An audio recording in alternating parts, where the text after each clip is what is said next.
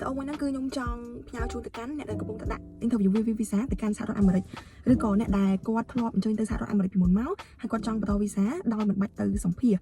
ដោយពីមុនអ្នកដែលគាត់ធ្លាប់ទៅលេងសហរដ្ឋអាមេរិកក្នុងរយៈពេល4ឆ្នាំមុនគាត់អាចដាក់ម្ដងទៀតដោយមិនបាច់ធ្វើការសម្ភារប៉ុន្តែដោយសារតែមានការផ្លាស់ប្ដូរនៅក្នុងខែកំឡុងខែកុម្ភៈអញ្ចឹងគេបានកាត់បន្ថយមកត្រឹម12ខែឬក៏ស្មើនឹង1ឆ្នាំវិញអញ្ចឹង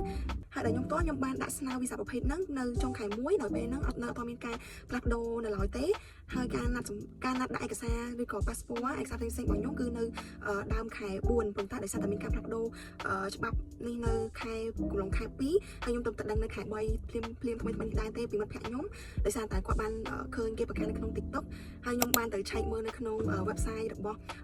ការដាក់វីសានៅទូតអាមេរិកហ្នឹង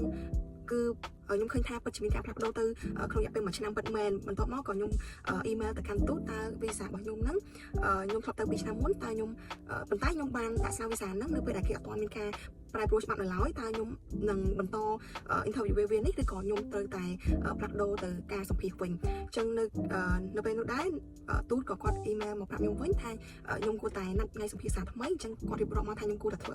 អីខ្លះខ្ញុំគួរតែ cancel appointment ខ្ញុំចាស់ហើយខ្ញុំត្រូវណាត់ថ្ងៃសម្ភាសថ្មីវិញអញ្ចឹងវីដេអូនេះគឺខ្ញុំចង់ផ្ញើជូនពិសេសទៅកាន់អ្នកដែលគាត់នៅក្នុងស្ថានភាពដូចខ្ញុំហើយគាត់អត់ដឹងពីការផ្លាស់ប្ដូរពី4ឆ្នាំទៅ1ឆ្នាំនៅឡើយទេគាត់អាចសារអ៊ីមែលទៅកាន់ទូតអាមេរិកសាក់មើលតែគាត់មានដំណោះស្រាយអ្វីខ្លះសម្រាប់ទៅកាន់អ្នកទាំងអស់គ្នាចឹងវីដេអូនៅក្នុងថ្ងៃនេះគឺមានតែប៉ុណ្្នឹងសង្ឃឹមថាវីដេអូមួយនេះអាចជួយទៅកាន់អ្នកដែលគាត់នៅក្នុងស្ថានភាពមួយនឹងបាន